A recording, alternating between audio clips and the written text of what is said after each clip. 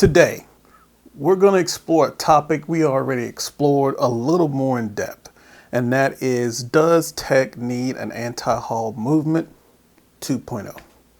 Let's get into it.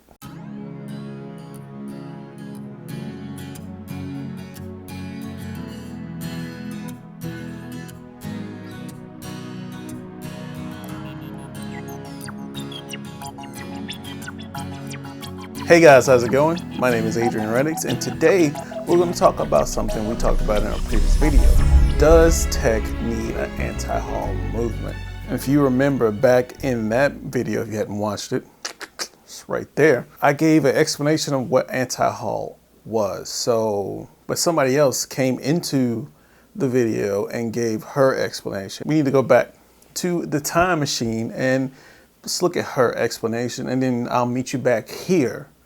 And then I'll give my new updated version of what I think tech anti-haul should be, and I'll give you some examples. So let's go back to the way before times. It's in April 2020 is what we're going back to. Slash video card driver.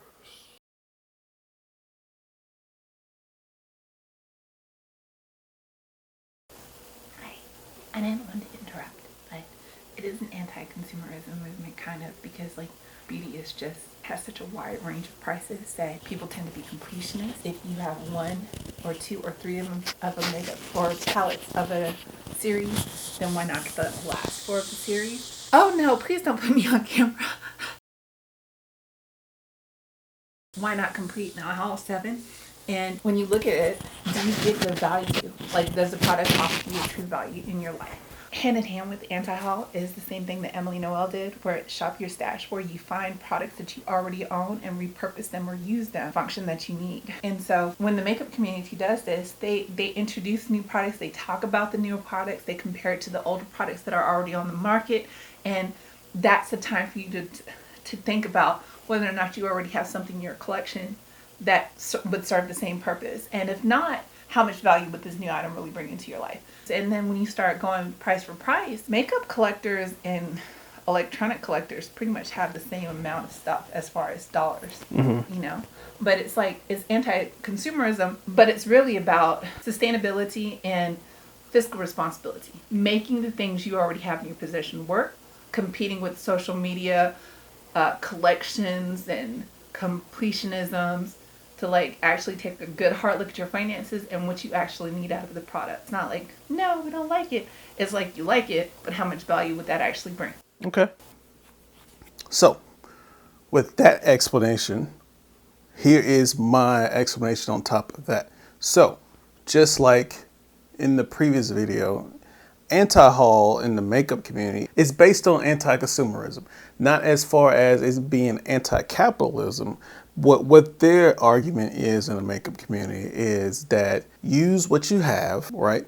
And then if there's anything you don't have and you don't need, then don't go out and buy it. Let's just say if it's a 9-pan palette where you have 9 different colors and there's one color that you don't have, and there's 8 that you don't, well, you don't necessarily need that color. Could you not go and get they call it a duplicate, a dupe from something cheaper? Or can you not combine 2 colors together to blend them and make something else? Use what you have to make something new or to make something that you can use. So you have makeup anti-haul YouTubers like Jackie Aina, Alexis Brianna, Angelica, I still can't say her last name, Nyquist, Emily Noel, and they make videos about what comes out, because the world of makeup is a very complex and ever-changing place, much like tech. What comes out, what they have. If you don't have something, here's what you can buy to do that. But if you have a similar shade from this place or this palette, it's to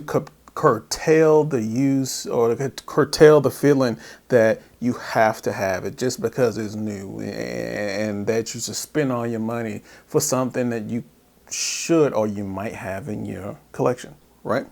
Tech needs a movement like that. Let's take, for example, the example we did last time, graphics cards. Shoots themselves in the foot when it comes to graphics cards, in my opinion. Let's take the newest edition from NVIDIA, the RTX 3090, the 3080, and the 3070. The improvements between the 2080 RTX and the 3080 RTX are significant enough jump where I can see why you would want to go from one to the other. But NVIDIA kind of, and you see in the last video where they have these incremental steps, and it's just something that they improve or they tweak a little bit, where they'll have a bunch of cards within a certain price range. You'll have, let's say, from $200 to $400. You have so many cards in that price range. It seems like, you would just have, let's just say, $100 increments or $150 increments where you have less product and you put more of that quality into making a better card. But we as a tech community have to realize what's important to us as individuals. Do you really, I guess everybody really wants, if you're into gaming, you want the fastest, latest, greatest to play whatever the latest, greatest games. What we have to do is, so we as a tech community have to realize what we want out of tech. Do we want to be able to, let's just say for gaming, do we want to be able to play the game and have that experience, or do we want to play the game and have the best looking graphics and the smoothest gameplay? Or do we want to have fun and have the experience? Like, nobody likes dropped frames. Nobody likes blocky graphics. Nobody likes choppy movement. I get that. But how do you optimize your game that you want to play to make the most out of it without having to spend so much money on the latest graphics card or the fastest processor? The question you have to ask yourself is that, do I want great, obscenely high graphics, or do I want great gameplay and not have the graphics on ultra or the game on ultra or the highest setting that you can have? And just like I talked about before, you have YouTubers like Low Spec Gamer who tries to put that in perspective, because people aren't, we tend to in this country think of people as everybody having access to everything. And in the world, that's not the case. Even in this country, that's not the case. So what do we do to mitigate this? How do we include everybody? How do you take your money and make the most out of it? When it comes to gaming, here's 3 things you need to do. 1, what type of games do you play? 2, what kind of budget do you have? And 3, what kind of research you need to do to keep in that budget so you can play those games that you want to play. And that's where 2 websites come into mind.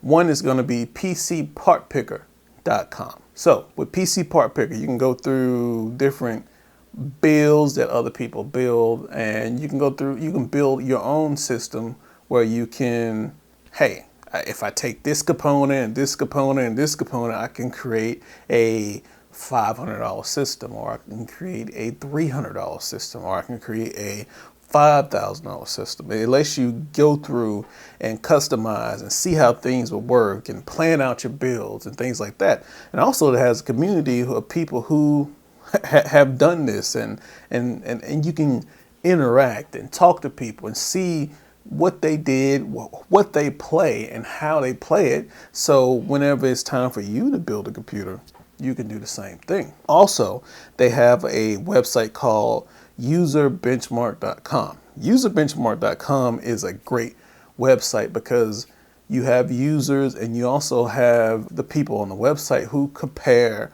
and contrast different types of PC computer components like graphics cards and CPUs, and you got RAM and things like that. Because most of us aren't tech YouTubers who either have the resources or have people send us products, so we can't take a test bench and put 5 different graphics cards on there and see what performance we can get out of these different graphics cards to make sure that we can get our best value out of that. We always talk about bang for your buck.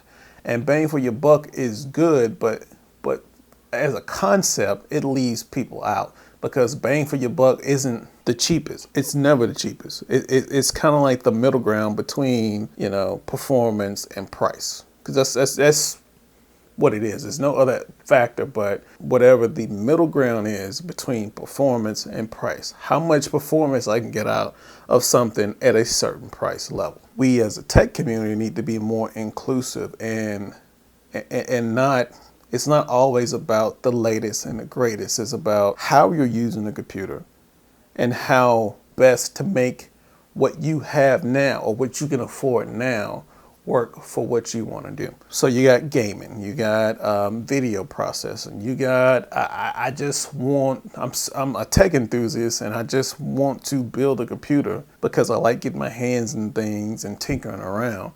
And that's valid also. But then you get into where, well, why not just do retro hardware and retro gaming and retro PCing, which is fine, but that has become a thing that if you don't have the money, it's a very difficult thing to do also. So how do we include everybody from every economic standpoint into this tech enthusiast realm? How do we take people and make sure that, you know, they're still with the community or they're still with technology and we're not leaving them behind?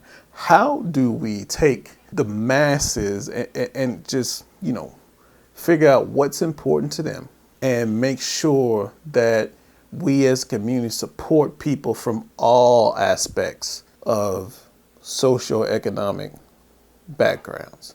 We can have new things and new technologies and new levels of tech. How do we be inclusive? Like my friend from Hip Hop DX and the Company Man. I don't have the answer to these questions. Hopefully this has got you thinking about tech and how we can do things better and more efficient and take tech into a realm that's better for everybody. So that's it. If you like this video, give me a thumbs up. Thank you for going on this ride with me. I know I was supposed to do another bundle, but I just wasn't inspired to do that bundle. The games just didn't bring anything out of me. I think I might still do it next week. We'll see. If you like this video, give me a thumbs up. If you didn't like this video, give me a thumbs down. Tell me why you didn't like this video. And I'll catch you guys in the next one. Have a good one.